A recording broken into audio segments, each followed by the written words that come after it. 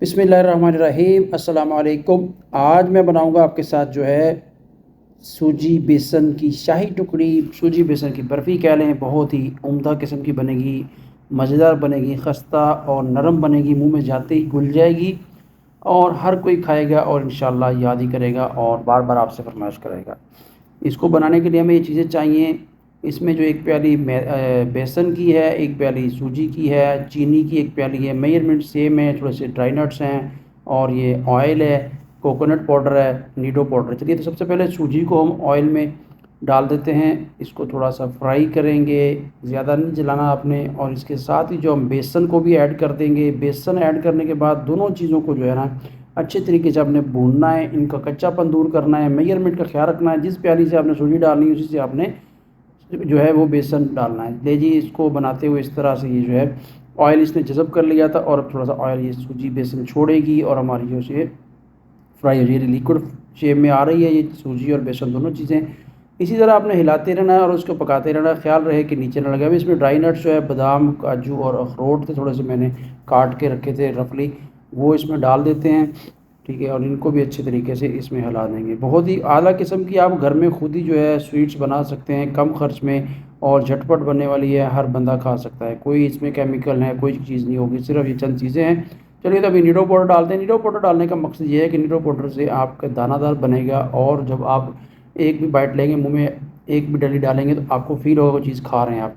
दाना होगा इस तरह दानेदार, ये देखिए दानेदार आपकी जो है ये मिक्सचर तैयार हो जाएगा। दानेदार हमें चाहिए, ये दानेदार होगा। अब जो दूसरी जनाब पैन लिया, उसमें चीनी एक प्याली डाल दी है और ये मेजरमेंट से थोड़ा सा कम पानी डालेंगे इसमें और इसकी चाशनी बनाएंगे, एक तार की चाशनी बनाएंगे। हिला दीजिए इसको, थोड़ा सा चीनी को मेल्ट होने दीजिए। साथ में भी इसमें आधा चम्मच जो इलायची पाउडर और साथ में ज़ाफ़रान खुशबू के लिए, टेस्ट के लिए बहुत अच्छा होता है, इनको डाल के हिला दीजिए और हमारी चाशनी हो जाएगी तैयार। थोड़ा सा फूड कलर येलो डाल दीजिए, नहीं डालना तो आपकी मर्ज़ी से, कलर लुक प्यारी आएगी। और ले जी, ये सब चीज़ डालने के बाद चाशनी को हिलाएं और आपकी एक तार की चाशनी हो चुकी तैयार। और जो बेसन और सूजी हमने पहले फ्राई की थी, भून ली थी, उसमें इसको ऐड करेंगे और ये ले जी, इसको आहिस्ता से ऐड कर दीजिए। गर्म बहुत है, दूसरा मटीरियल भी गर्म है, इसी का ख्याल रखें और इसको भी हिला दें। पहले फ़िलहाल लिक्विड फॉर्म में आएगा ये, कोई बात नहीं, इसको परेशान नहीं होना, आपने इसको हिलाते रहना है। और ये पानी जो चाशनी है सूजी बेसन जज़ब कर लेगा और ये ड्राई हो जाएगा, ड्राई होने की फॉर्म में जाएगा। हिलाते रहें और इसको हिलाते रहना। थोड़ा सा ऑयल डाल दीजिए और शाइन के लिए, और देखिए बहुत ही अलग किस्म का इस तरह टेक्सचर बन चुका है।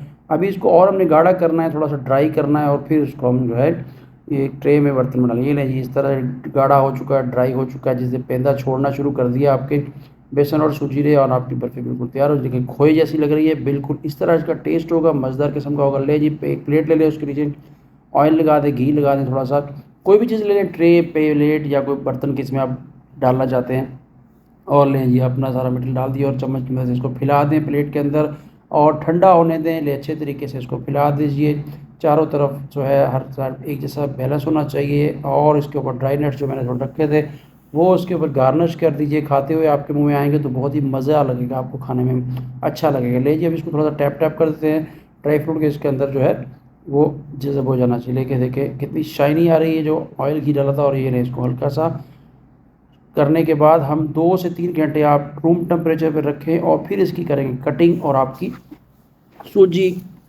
बेसन की बर्फ़ी, सूजी बेसन की शाही टुकड़ी तैयार हो जाएगी। चलिए 3 घंटे हो चुके थे, अभी इसको कट करते हैं। कोई भी छुरी नाइफ ले लीजिए और एक साइज़ जो भी आपने साइज़ रखना उस साइज़ से इसको कटिंग स्टार्ट कर दीजिए। पहले एक साइड से कटिंग करेंगे इस तरह लाइनों में सीधा सीधा, और फिर दूसरी साइड से कटिंग करेंगे। ये नहीं, अभी एक साइड कट होगी, दूसरी साइड भी हमारी कट हो रही है और इस तरह से हमारी सूजी बेसन की शाही टुकड़ी, सूजी बेसन की बर्फ़ी खस्ता नरम, मुंह में जाते ही घुल जाने वाली तैयार हो चुकी है। आई होप कि आपको ये रेसिपी वीडियो अच्छी लगी होगी, तो चैनल को सब्सक्राइब कीजिए, बेल आइकन को। माशाल्लाह बहुत ही मज़ेदार है, ये देखें लुक कितनी अच्छी है।